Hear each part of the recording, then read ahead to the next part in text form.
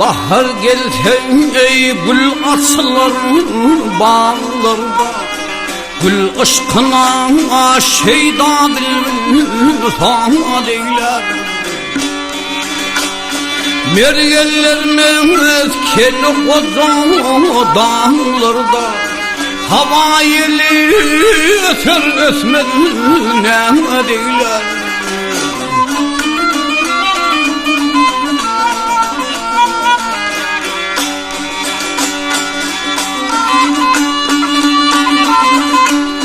Bahar gelse uçar belinde peti, kukreşer balık olur güllerinin isi.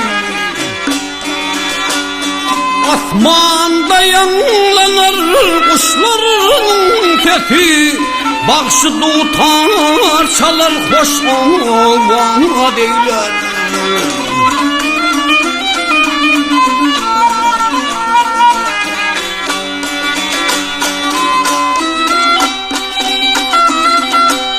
Bahar gelse coşa gelir bulaklar,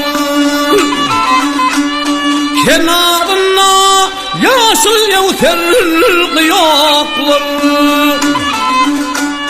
Güne salam verir akıl milletler, çiğillemlesin açar kömürler.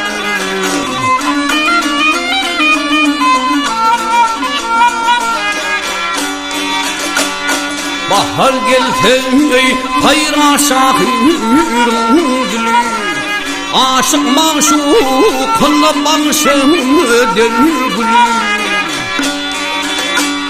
Dostlarım bahar hem güzeldir veli, yer verkini umtan beden deyler.